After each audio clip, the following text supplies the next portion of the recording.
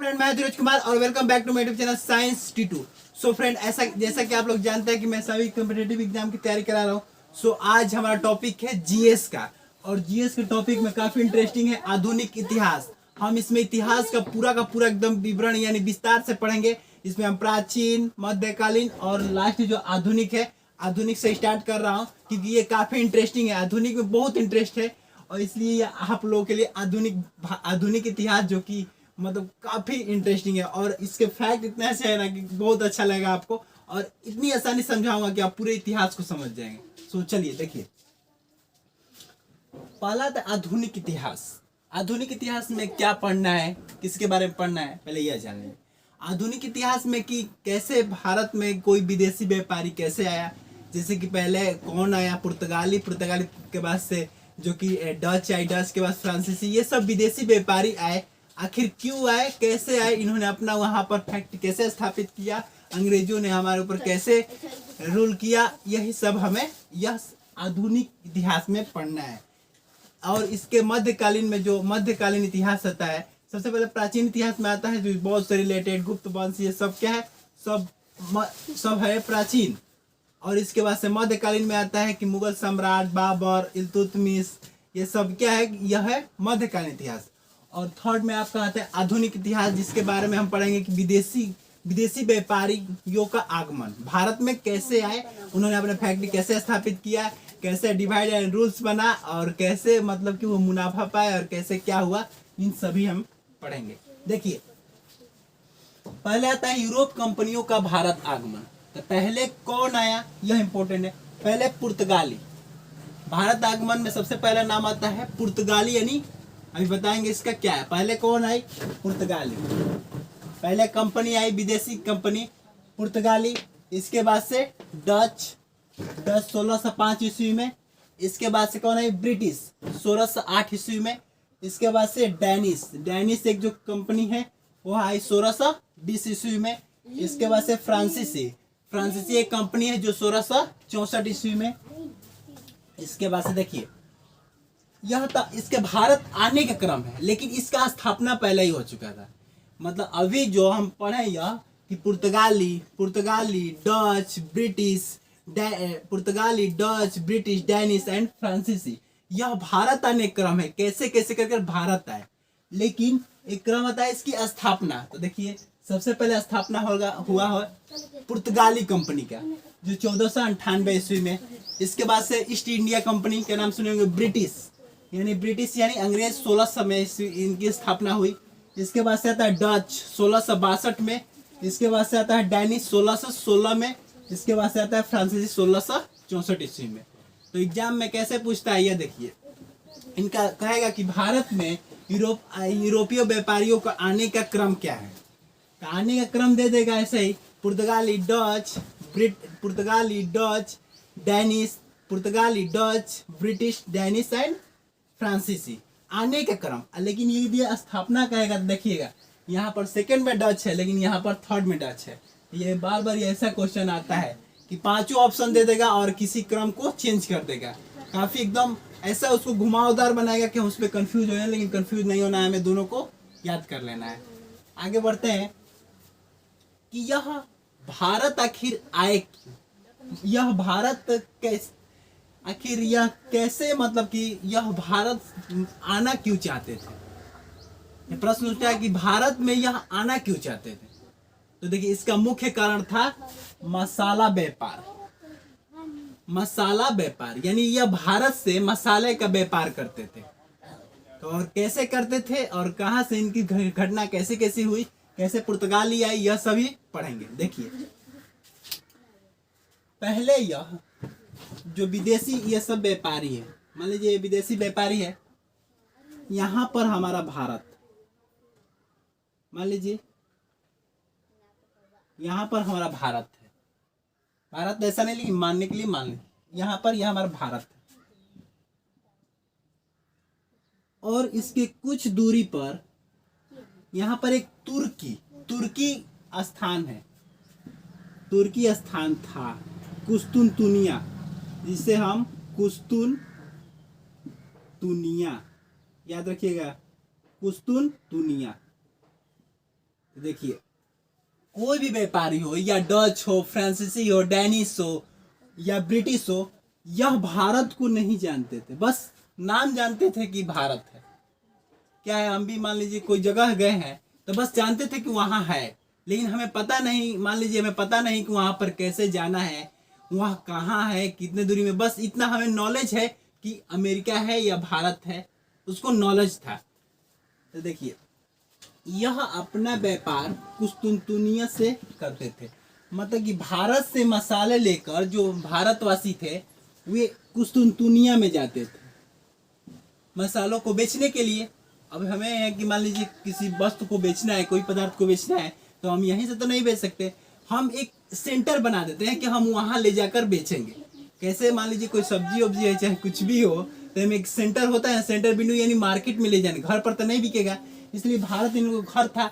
और यह एक जगह था तुर्की, छोटी सी जगह थी कुस्तुनतुनिया, यहाँ पर यह मसाला ले जाते थे और यह जो भी विदेशी थे यहाँ से मसालों को खरीदते थे और अपने देश में ले जाकर बेचते थे। तो देखिए एक दिन ऐसा हुआ कि 1453 ईस्वी में, वर्ष 1453 में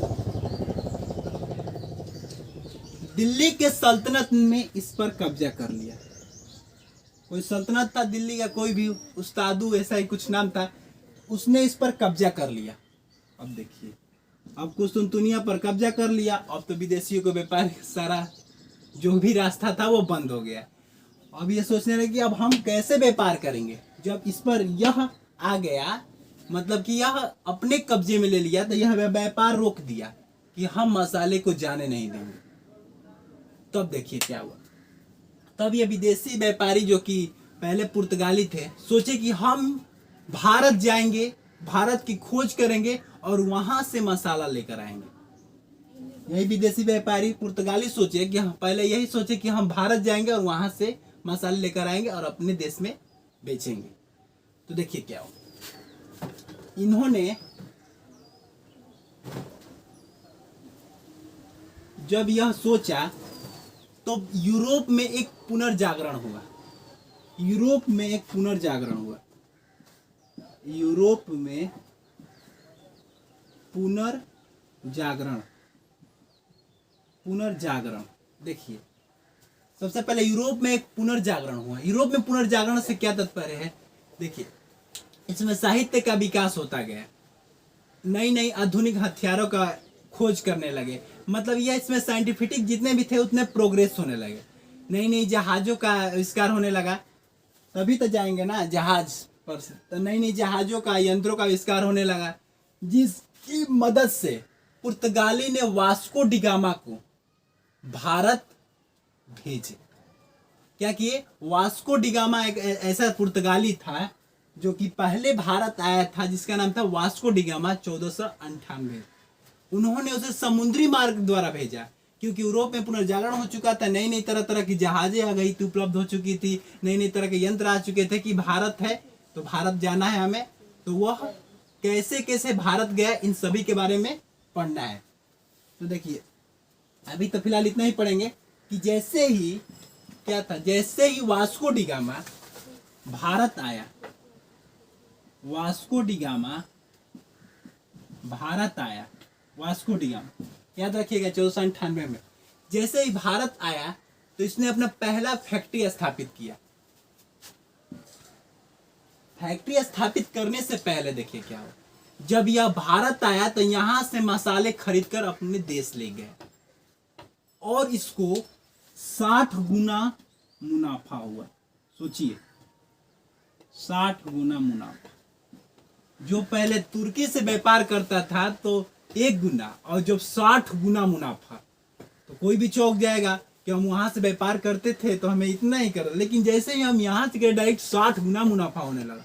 जरूर कोई बात है, इतना मुनाफा होने लगा कि वो लोग इतनी जागरूक हो गए कि हम अपनी फैक्ट्री भारत में स्थापित करेंगे।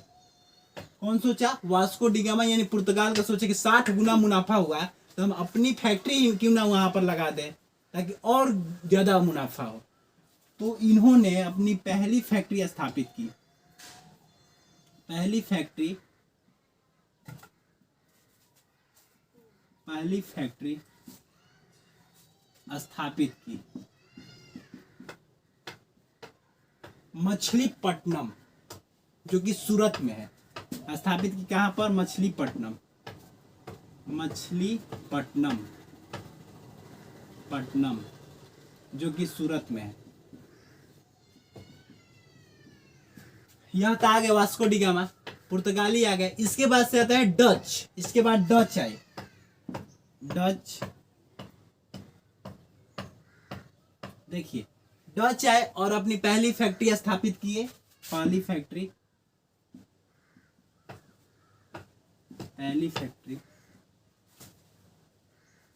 स्थापित किए।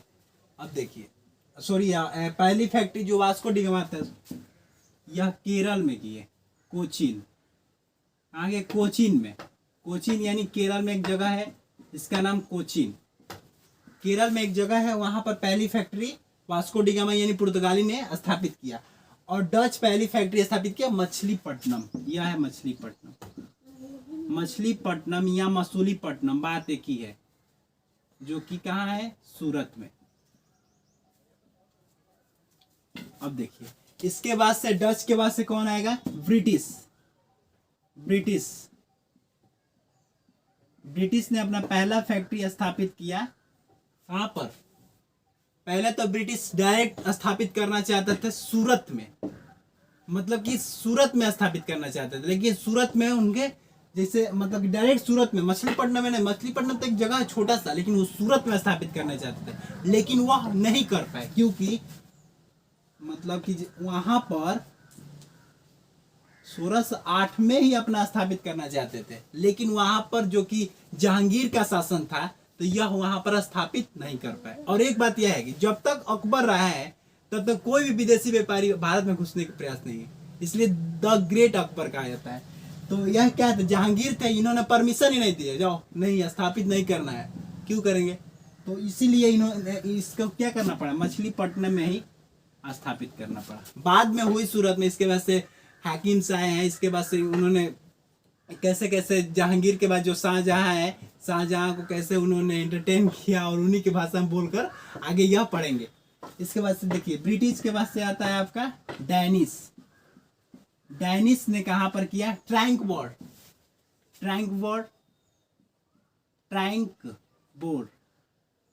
एक जगह है ट्रैंक बोर्ड, वहां पर स्थापित किया। यानी वो क्या हो गया? फ्रांसीसी मतलब कि पुर्तगाली कहां पर? कोचीन में। डच मछलीपट्टनम यानी मछलीपट्टनम या मसूलीपट्टनम। इसके बाद से ब्रिटिश भी वहीं पर मछलीपट्टनम या मसूलीपट्टनम। इसके बाद डैनिश आते हैं और इन्होंने कहां पर किया? देखिए डैनिश के बाद से आता है फ्रांसीसी, ट्रैंकोबर में किया। और फ्रांसीसी ने एक जगह है याद नहीं, फ्रांसीसी ने कहां पर?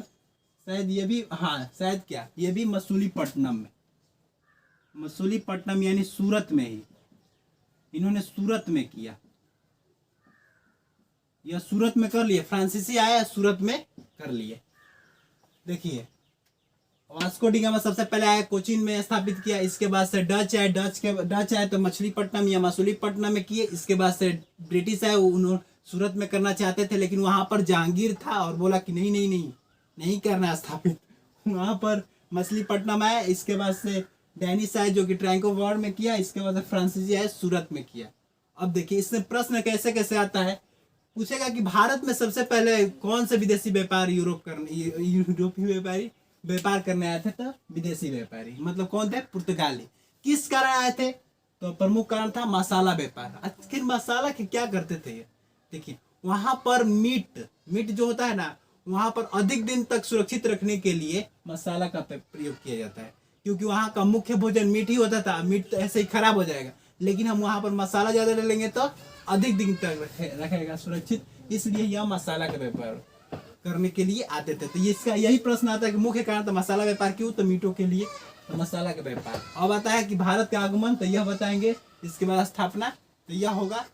और जो कि कैसे आए, कहाँ कहाँ स्थापित किए? पहली फैक्ट्री कोचीन, मछलीपट्टनम, ट्रैंकबोर्ड, यह सूरत में किया, ये सब याद कर लेना है। और यह कब अमेरिका की खोज कब हुई? तो कोलंबस, हाँ प्रश्न आता है अमेरिका की खोज किसने की? तो कोलंबस ने। स्पेन का वासी था 1492 में। भारत की 1498 तो ये तो वास्को डिगामा याद ही होगा। ऑस्ट्रेलिया खोज कुक ने की, जो कि ब्रिटेन का वासी था। बस इस वीडियो में इतना ही। और इस सब याद रखिएगा कि तुर्की वह जगह थी जहाँ पर पहले व्यापार कर किया जाता था, जहाँ से भारतवासी लेकर किया जाता था वहाँ पर।